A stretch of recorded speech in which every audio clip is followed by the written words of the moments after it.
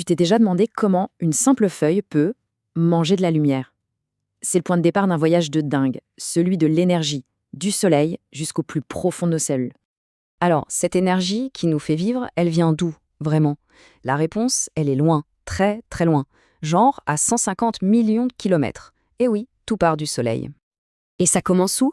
Dans les feuilles, elles ont trouvé le truc pour se faire un petit casse-croûte de soleil. Tu vois, contrairement à nous, les plantes, elles n'ont pas besoin d'aller au supermarché. Non, elles fabriquent leur propre bouffe. Leur ingrédient principal? La lumière du soleil, tout simplement. Chaque feuille, c'est comme une mini-usine alimentaire super efficace. Et ce tour de magie, ça a un nom, la photosynthèse.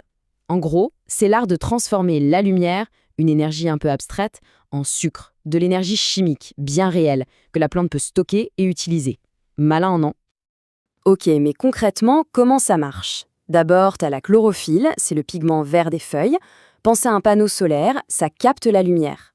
Ensuite, cette énergie est envoyée dans les petites usines, les fameux chloroplastes. Et là-dedans, hop, on prend du dioxyde de carbone de l'air, de l'eau du sol, et le tout se transforme en glucose.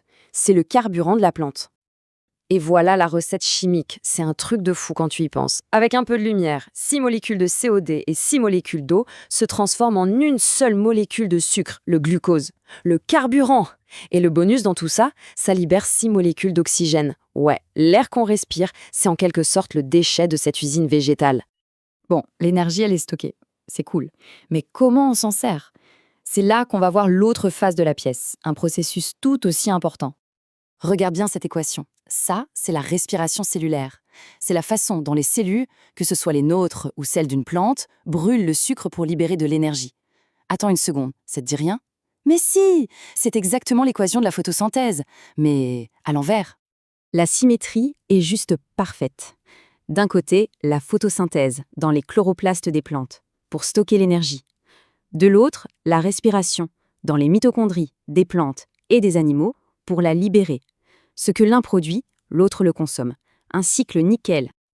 Alors là, attention, c'est le piège classique. Pensez que c'est simple. Photosynthèse égale plante. Respiration égale animaux. Point. C'est faux. La réalité, c'est que les deux sont totalement liés. Ils forment un cycle. L'oxygène des plantes, on l'utilise pour respirer.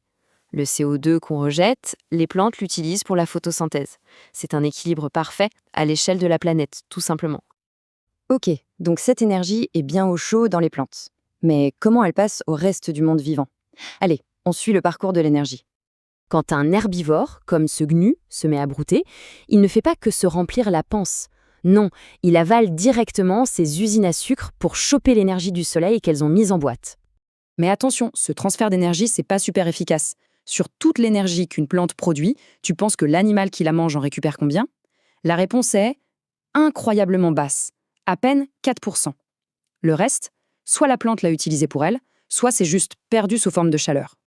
Pour vraiment piger le truc, on va revenir aux deux acteurs principaux de cette histoire, les vrais moteurs qui font tourner la planète à l'échelle de la cellule. On retourne voir nos petites usines. Le chloroplaste, c'est l'usine à sucre qui tourne à l'énergie solaire. Sa mission, construire du glucose avec la lumière. Bref, stocker de l'énergie pour plus tard. Et son binôme, la mitochondrie, c'est la centrale électrique, qui brûle ce sucre. Sa mission, casser le glucose pour libérer l'énergie qui était stockée. C'est ça qui alimente toutes les activités de la cellule, que ce soit pour grandir ou pour bouger. Ce cycle incroyable, cette espèce de danse entre la création et la libération d'énergie, c'est la base même de la vie comme on la connaît. Et ça nous amène à une dernière question, et elle est super importante. Qu'est-ce qui se passe pour cet équilibre fragile quand on commence à détruire les usines, c'est-à-dire les plantes?